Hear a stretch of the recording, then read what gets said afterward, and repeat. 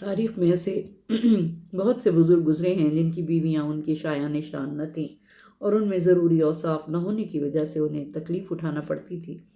ان کی کچھ مثالیں خدا نے قرآن پاک میں بیان فرمائی ہیں۔ سورہ تحریم کی یہ آیات اس بات کی نشاندہی کرتی ہیں کہ حضور اکرم صلی اللہ علیہ وآلہ وسلم کی کچھ ازواج ان رقابتوں کی وجہ سے جو وہ ایک دوسرے سے رکھتی تھیں، بعض اوقات حضور اکرم صلی اللہ علیہ وآلہ وسلم کی روح پاک کو مجروح کرتی تھی۔ کبھی وہ آپ پر اعتراض کرتی تھیں یا آپ کے راز کو فاش کر دیا کرتی تھیں، یہاں تک کہ خدا نے انہیں سرزنش کی اور اپنے پیغمبر کا دفاع کرتے ہوئے انہیں طلاق تک کی دھمکی دی، اور اس واقعے کے بعد حضور 1 ماہ تک اپنی بیویوں سے ناراض رہے کہ شاید وہ اپنی اصلاح کر لیں۔ حضور اکرم کی بعض بیویاں نہ صرف مقام نبوت کی معرفت نہیں رکھتی تھیں بلکہ بعض اوقات آپ پر ایک عام آدمی کی طرح اعتراض کیا کرتی تھیں، یہاں تک کہ بعض اوقات نعوذ باللہ آپ کی توہین بھی کرتی تھیں۔ تاریخ اسلام نے جنگ جمل میں اس بات کی نشاندہی کی کہ یہ بات نہ صرف حضور اکرم صلی اللہ علیہ وآلہ وسلم کے زمانے میں تھی بلکہ آپ کے بعد آپ کے جانشینوں کے بارے میں بھی دہرائی گئی۔ اس لیے خدا نے فرمایا کہ اگر حضور اکرم تمہیں طلاق دے دیں تو خدا انہیں تم سے بہتر بیویاں دے گا جو 6 صفات کی حامل ہوں گی۔ اس آیت سے معلوم ہوتا ہے کہ حضور اکرم کی بعض بیویاں ان اوصاف کی حامل نہ تھیں۔ رازداری حقیقی مومنین کی صفات میں سے ہے، اور امام علی علیہ السلام نے ایک حدیث میں ارشاد فرمایا کہ دنیا اور آخرت کی تمام خیر و خوبی ان 2 چیزوں میں چھپی ہوئی ہے۔ نمبر 1 راز کو پوشیدہ رکھنا، اور نمبر 2 نیک افراد سے دوستی، اور تمام شر ان 2 چیزوں میں چھپا ہوا ہے۔ نمبر 1 رازوں کا افشا کرنا، اور نمبر 2 اہل شر سے دوستی رکھنا۔ اے ایمان والو، اپنے آپ کو اور اپنے اہل و عیال کو اس آگ سے بچاؤ جس کا ایندھن انسان اور پتھر ہوں گے۔ امام جعفر صادق علیہ السلام سے اس آیت کے بارے میں پوچھا گیا کہ کس صورت میں اہل و عیال کو جہنم کی آگ سے بچایا جائے، تو آپ علیہ السلام نے فرمایا جس چیز کا اللہ نے حکم دیا ہے اسی چیز کا حکم دو، جس چیز سے روکا ہے اس سے روک دو۔ اگر وہ تمہاری اطاعت کریں گے تو تم نے انہیں جہنم کی آگ سے بچانے کی کوشش کی ہے، اور اگر وہ اطاعت نہیں کریں گے تو تم نے اپنا فریضہ ادا کر دیا۔ جب یہ آیت نازل ہوئی اور آپ نے اپنے اصحاب کے سامنے اس کی تلاوت فرمائی تو سامعین میں سے ایک نوجوان پر اس قدر اثر ہوا کہ وہ زمین پر گرا اور بے ہوش ہو گیا۔ فوراً رسول اکرم صلی اللہ علیہ وآلہ وسلم اس کے قریب آئے، اس کے دل کے مقام پر اپنا دست مبارک رکھا اور فرمایا، اے نوجوان، لا الہ الا اللہ پڑھو۔ اس وقت نوجوان نے حرکت کی اور کلمہ زبان پر جاری کیا تو حضور اکرم صلی اللہ علیہ وآلہ وسلم نے اسے جنت کی بشارت دی۔ لوگوں نے کہا کہ آپ نے کس صورت میں اسے جنت کی بشارت دی ہے؟ تو آپ نے ارشاد فرمایا کہ کیا تم نے اللہ کا یہ فرمان نہیں سنا جو سورہ ابراہیم میں خدا نے فرمایا ہے کہ یہ انعام اس کے لیے ہے جو میرے حضور جواب دہی کا خوف رکھتا ہو اور میری وعید سے ڈرتا ہو۔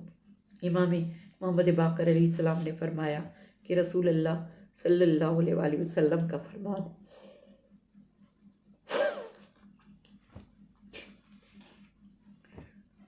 مجھے جبرائیل امین نے خبر دی ہے کہ اللہ کے سوا کوئی عبادت کے لائق نہیں۔ جب تمام اولین و آخرین کو قیامت کے دن جمع کیا جائے گا اس وقت جہنم کو لایا جائے گا اور اسے 1000 لگاموں کے ساتھ کھینچا جا رہا ہوگا، اور ہر مہار کو 1000 فرشتے اپنے ہاتھوں میں پکڑے ہوں گے۔ انہیں جس بات کا حکم دیا گیا ہے وہ اس کی نافرمانی نہیں کرتے اور اس کے احکام و فرامین کی پوری تعمیل کرتے ہیں۔ اے ایمان والو، بارگاہ خداوندی میں خالص توبہ کرو۔ احمد بن ہلال نے حضرت امام علی رضا علیہ السلام کو خط لکھا کہ خالص توبہ کی تعریف فرمائیں، تو آپ نے لکھا کہ باطن ظاہر کی طرح ہو جائے بلکہ اس سے بھی افضل ہو جائے تو اسے خالص توبہ کہتے ہیں۔ امام جعفر صادق علیہ السلام نے اس آیت کی تفسیر میں فرمایا، خالص توبہ یہ ہے کہ انسان ہر بدھ جمعرات اور جمعے کے دن روزے رکھے، انسان گناہوں کی زندگی سے توبہ کرے اور پھر یہ ارادہ کرے کہ پھر وہ کبھی اس زندگی کی طرف نہیں لوٹے گا، یعنی گناہ نہیں کرے گا۔ توبہ کے 5 ارکان ہیں۔ نمبر 1 ترک گناہ یعنی گناہوں کا چھوڑ دینا، نمبر 2 ندامت، نمبر 3 آئندہ گناہ نہ کرنے کا پختہ ارادہ، نمبر 4 گزشتہ گناہوں کی تلافی، نمبر 5 استغفار۔ توبۃ النصوح وہ ہوتی ہے کہ انسان اپنے گناہ کو ہمیشہ اپنی نظر کے سامنے رکھے اور اس سے شرمندہ ہوتا رہے۔ جو چیزیں ظلم کے ساتھ لی ہیں ان کے مالکوں کو واپس کر دے، جن پر ظلم کیا ہے ان کے ظلم کی تلافی کرے اور خدا کی اطاعت کا پابند رہے۔ توبۃ النصوح کی 3 شرائط ہیں۔ نمبر 1 کم بولنا، نمبر 2 کم کھانا، نمبر 3 کم سونا۔ حضور اکرم سے معاذ بن جبل نے توبۃ النصوح کے بارے میں سوال کیا تو آپ نے جواب دیا، توبۃ النصوح یہ ہے کہ توبہ کرنے والا شخص پھر کسی طرح بھی گناہ کی طرف نہ لوٹے۔ امید ہے اس کام کی وجہ سے تمہارا پروردگار تمہارے گناہوں کو بخش دے اور ان کی پردہ پوشی کرے۔ امام جعفر صادق علیہ السلام نے فرمایا کہ جب کوئی بندہ خالص توبہ کرتا ہے تو وہ خداوند تعالیٰ کا محبوب بن جاتا ہے اور وہ اس کی دنیا اور آخرت کی زندگی پر اپنی رحمت کے پردے ڈال دیتا ہے، یعنی جس فرشتے نے اس کے گناہ لکھے تھے وہ اس کے گناہوں کو بھول جاتا ہے، یا اس نے اس کے کون کون سے گناہ تحریر کیے تھے اسے فراموش کر دیتا ہے۔ خداوند تعالیٰ اس بندے کے اعضاء و جوارح کی طرف وحی کرتا ہے کہ اس کے گناہوں کو چھپا دو۔ پھر اللہ تعالیٰ زمین کے ان مقامات کی طرف وحی کرتا ہے جہاں اس نے گناہ کیے تھے کہ تم بھی اس کے گناہوں کو چھپا دو۔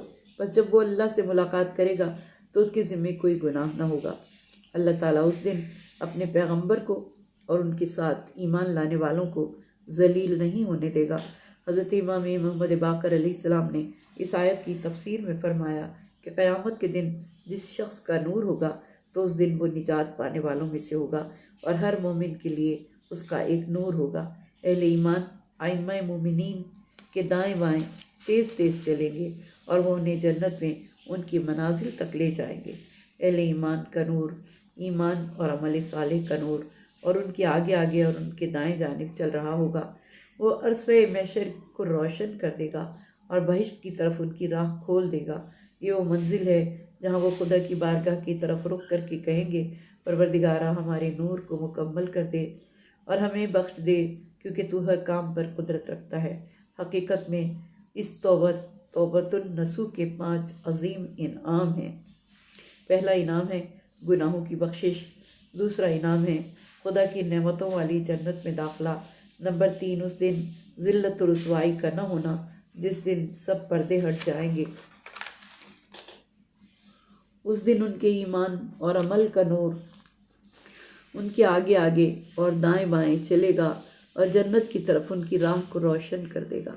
نمبر 5 ان کی توجہ خدا کی طرف زیادہ ہو جائے گی، لہٰذا وہ بارگاہ خدا کی طرف رخ کر کے اس سے نور کی تکمیل اور اپنے گناہوں کی مکمل بخشش کا تقاضا کریں گے۔ اے نبی، کافروں اور منافقوں کے ساتھ جہاد کرو۔ امام جعفر صادق علیہ السلام نے فرمایا کہ حضور اکرم نے کافروں سے جہاد کیا تھا، لیکن آپ نے اپنی زندگی میں منافقین سے جہاد نہیں کیا تھا بلکہ ان کی تالیف قلوب کی تھی۔ منافقین حضور اکرم کے گھر کے اندر کے رازوں کے فاش ہونے اور آپ کی بیویوں کے درمیان جھگڑے اور اختلافات کے ظاہر ہونے پر خوش ہوا کرتے تھے، بلکہ انہیں اور ہوا دیتے تھے۔ اسی لیے ارشاد قدرت ہوا کہ ان پر سختی کرو، ان کا ٹھکانہ جہنم ہے اور وہ بہت برا ٹھکانہ ہے۔ آپ نے منافقین سے بظاہر جنگ نہیں کی کیونکہ بظاہر وہ اسلام کا دم بھرتے تھے، لیکن حضور اکرم صلی اللہ علیہ وآلہ وسلم کے بعد وہ جنگ کے لیے کھڑے ہو گئے اور مولا کائنات علی ابن ابی طالب علیہ السلام نے قرآن پاک کی اس آیت پر عمل کیا اور اس آیت کو سورہ توبہ میں بھی پروردگار دو عالم نے آیت نمبر 73 میں بالکل انہی الفاظ میں دہرایا ہے۔ اس کے بعد خداوند رحیم دوبارہ پیغمبر کی بیویوں کی طرف لوٹتا ہے، اس لیے کہ انہیں عملی اور زندہ سبق دے دو کہ وہ 2 بے تقوی عورتیں جو دو عظیم پیغمبروں کے گھروں میں تھیں اور 2 مومن اور صاحب ایثار خواتین کی مثال بیان کرتا ہے، جن میں سے ایک تاریخ کے جاوید ترین شخص کے گھر میں تھیں، اور لوط کی بیوی کی مثال وہ دونوں ہمارے 2 صالح بندوں کے ماتحت تھیں، لیکن انہوں نے ان سے خیانت کی۔ لیکن ان 2 عظیم پیغمبروں کی بیویاں ہوتے ہوئے وہ کوئی فائدہ حاصل نہ کر سکیں اور ان سے کہا گیا کہ تم بھی آگ میں داخل ہونے والے لوگوں کے ساتھ آگ میں داخل ہو جاؤ۔ یہ مثال دے کر خدا خبردار کرتا ہے کہ کوئی یہ گمان نہ کرے کہ صرف پیغمبر کی بیوی ہونا انہیں عذاب سے بچا لے گا۔ حضرت نوح اور حضرت لوط علیہ السلام کی بیویوں کا رابطہ خیانت کی وجہ سے خاندان نبوت اور وحی سے منقطع ہو گیا اور وہ عذاب الہی میں گرفتار ہو گئیں۔ ان خواتین کی خیانت زیادہ عفت سے انحراف ہرگز نہ تھا کیونکہ کسی پیغمبر کی بیوی ہرگز بے عفتی سے آلودہ نہیں ہوتی۔ حضور اکرم نے ارشاد فرمایا، کسی بھی پیغمبر کی بیوی ہرگز منافی عفت عمل سے آلودہ نہیں ہوتی۔ حضرت نوح علیہ السلام اور حضرت لوط علیہ السلام کی بیویوں کی خیانت یہ تھی کہ وہ پیغمبر کے دشمنوں کے ساتھ تعاون کرتی تھیں اور ان کے گھر کے راز انہیں بتاتی تھیں۔ خیانت اور نفاق ایک ہی چیز ہے۔ قرآن کریم کی آیت ان جھوٹی امیدوں کو ختم کرتی ہے جو بغیر عمل کے جنت میں جانے کے دعوے دار ہیں اور خیال کرتے ہیں کہ پیغمبر جیسے عظیم شخص سے تعلق اور رشتہ داری ہی ان کی نجات کا سبب بن جائے گی۔ اس لیے کہ آیت کے آخر میں ارشاد ہوا، ان سے کہا جائے گا تم بھی تمام دوزخیوں کے ساتھ جہنم میں داخل ہو جاؤ۔ اور اللہ نے اہل ایمان کے لیے ایک مثال بیان کی ہے، اور اس مثال میں یہ حقیقت بیان کی گئی ہے کہ اگر کسی انسان کا ذاتی کردار بلند ہو تو کسی بد کردار انسان کی بدکاری اسے کوئی نقصان نہیں دے سکتی۔ جناب آسیہ بنت مزاحم اور ان کے شوہر فرعون کے واقعات اس کی مثال ہیں، اور مریم بنت عمران کو بھی اللہ تعالیٰ مثال کے طور پر پیش کرتا ہے۔ اس دوسری مثال میں اللہ تعالیٰ نے جناب مریم کی پاک دامنی، عفت اور عصمت کو بیان فرمایا۔ انہوں نے اپنی ناموس کی بچپن سے لے کر جوانی تک حفاظت کی۔ آسیہ بنت مزاحم جب جادوگروں کے مقابلے میں حضرت موسیٰ علیہ السلام کا معجزہ دیکھ کر مسلمان ہو گئیں اور ان کا دل نور ایمان سے روشن ہو گیا، اور وہ اسی وقت حضرت موسیٰ علیہ السلام کے خدا پر ایمان لے آئیں، تو وہ ہمیشہ اپنے ایمان کو پوشیدہ رکھتی تھیں۔ جب فرعون کو ان کے ایمان کی خبر ہوئی تو اس نے حکم دیا کہ ان کے ہاتھوں اور پاؤں میں میخیں ٹھوک کر سورج کی جلتی ہوئی دھوپ میں ڈال دیا جائے اور ایک بہت بڑا پتھر ان کے سینے پر رکھ دیا جائے۔ زندگی کے آخری لمحوں میں ان کی دعا تھی کہ پروردگار میرے لیے جنت میں ایک گھر بنا دے، مجھے فرعون اور اس کے اعمال سے رہائی بخش اور مجھے اس ظالم قوم سے نجات دے۔ خدا نے ان کی دعا قبول فرمائی اور مریم جیسی بہترین خاتون قرار دیا۔ بی بی مریم کو خدا نے قرآن پاک میں صدیقہ کا لقب عطا فرمایا۔ بی بی خدیجہ جس وقت دنیا سے رخصت ہو رہی تھی تب حضور اکرم صلی اللہ علیہ وآلہ وسلم نے فرمایا، جس حال میں آپ ہیں مجھے شدید تکلیف ہو رہی ہے، لیکن آپ کی اس تکلیف خدا نے خیر کثیر رکھ دیا ہے۔ جب آپ جنت میں جائیں تو ان خواتین کو میرا سلام کہیں جن کو جنت میں میری زوجہ ہونے کا شرف ملے گا۔ یہ سن کر بی بی خدیجۃ الکبریٰ علیہ السلام نے فرمایا، اے اللہ کے رسول صلی اللہ علیہ وآلہ وسلم، وہ کون سی خواتین ہیں؟ آپ نے فرمایا، مریم بنت عمران، آسیہ بنت مزاحم اور کلثوم خواہر حضرت موسیٰ علیہ السلام، 4 کامل و اکمل خواتین۔ حضور اکرم نے فرمایا، کامل و اکمل مرد تو ڈھیروں گزرے ہیں، لیکن عورتوں میں سے صرف 4 عورتیں درجہ کمال تک پہنچی ہیں۔ ان میں سب سے پہلی ہیں بی بی فاطمہ بنت محمد صلی اللہ علیہ وآلہ وسلم، اور پھر ہے ان کی والدہ گرامی بی بی خدیجہ بنت خویلد، اور تیسری ہیں بی بی آسیہ بنت مزاحم، چوتھی ہیں بی بی مریم بنت عمران۔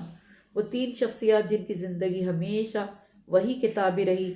حضور اکرم نے فرمایا کہ 3 شخصیات ایسی ہیں جنہوں نے لمحہ بھر کے لیے بھی وحی کی مخالفت نہیں کی۔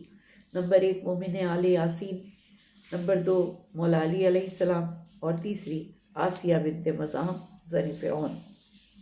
حضور اکرم نے ارشاد فرمایا کہ حضرت فاطمہ زہرا کائنات کی پاک و پاکیزہ ترین خاتون ہیں، اور اللہ تعالیٰ نے ان کی ذریت پر جہنم کی آگ کو حرام قرار دیا۔ خداوند کریم، تو رحمان ہے، تو رحیم ہے، ہمیں ایسی محبت اور دشمنی سے محفوظ رکھ جہاں تعصب اور بغض ہو۔ ہمیں ایسا بنا دے کہ ہم قرآن مجید کی آیات کے مقابلے میں اپنے آپ کو جھکا دیں اور تیرے احکام کی پابندی کریں۔ پروردگارہ، روز محشر تیرا حبیب ہمیں اپنی امت میں شمار کریں اور ہماری شفاعت فرمائیں۔ یا بار الہ، ہمیں ایسی ہمت و حوصلہ عطا فرما کہ اپنے زمانے کے فرعونوں کے دباؤ میں نہ آئیں، حق اور سچ کے راستے پر چلیں۔ اور پروردگار دو عالم، تو رحمان ہے، تو رحیم ہے۔ پروردگارہ، تو ہمارے گناہان صغیرہ و کبیرہ کو بخش دے۔ پالنے والے، تجھے واسطہ تیرے حبیب پاک کا ہمارے والدین کو اپنے جوار میں بلندی درجات عطا فرما، ان کی مغفرت فرما، انہیں کروٹ کروٹ جنت نصیب فرما، ان کے گناہان صغیرہ و کبیرہ کو بخش دے۔ اور پالنے والے، ہمارے ان گناہوں کو بخش دے جن پر تو نے عذاب کا وعدہ کیا، ہمارے ان گناہوں کو معاف فرما دے جن کے سبب دعائیں تیری بارگاہ میں شرف قبولیت نہیں پاتی، ہمارے ان گناہوں کو معاف فرما دے جن کی سبب تیری رحمتوں کا نزول نہیں ہوتا۔ پروردگار دو عالم، ہم میں سے جو بیمار ہیں، ہر بیمار کو صحت کاملہ، صحت عاجلہ لاتا ہو۔ جو پریشان ہیں تو ان کی پریشانیوں کو دور فرما، جو رزق کے طلبگار ہیں ان کی روزی میں برکت عطا فرما۔ پروردگارہ نام بنام سب کی حاجتوں کو روا فرما، سب کی مشکلوں کو آسان فرما، سب کی پریشانیوں کو دور فرما۔ جو گودیاں خالی ہیں انہیں بے عیب اولاد سے نواز دے، جنہیں اولاد عطا فرمائی اس اولاد کو نیک، سعادت مند اور امام زمانہ کا سپاہی بنانا۔ پالنے والے تو رحمان ہے، تو رحیم ہے، تو کریم ہے۔ پروردگار دو عالم، تو ہمیں اپنی رحمتوں کے سائے میں رکھنا، ہمارے بچوں کو اپنی رحمتوں کے سائے میں رکھنا۔ پروردگارہ جن بچوں نے امتحان دیا ہے، دے رہے ہیں، دینے والے ہیں، انہیں سنہری کامیابی عطا فرما۔ پروردگارہ ہمارے ملک پر رحم فرما۔ پالنے والے ہمارے حکماں کو انصاف کی توفیق عطا فرما، ہمارے ملک میں امن و امان رہے، دہشت گردوں کو نیست و نابود فرما، اسلام کا بول بالا فرما، ہمارے مقامات مقدسہ کی حفاظت فرما۔ جو زیارات کے متمنی ہیں انہیں یہ سعادت نصیب فرما۔ پروردگار دو عالم، اپنے پیارے حبیب کے صدقے میں ہماری زندگی ایسی ہو جیسی تو چاہتا ہے، ہماری توبہ ایسی ہو جسے تو نے توبۃ النصوح قرار دیا۔ پروردگار دو عالم، تو ہم پر رحم فرما اور ہمارے امام کے ظہور میں تعجیل فرما، ہمارے امام کے ظہور میں تعجیل فرما، ہمارے امام کے ظہور میں تعجیل فرما۔ آمین یا رب العالمین۔ ربنا تقبل منا انک انت السمیع العلیم۔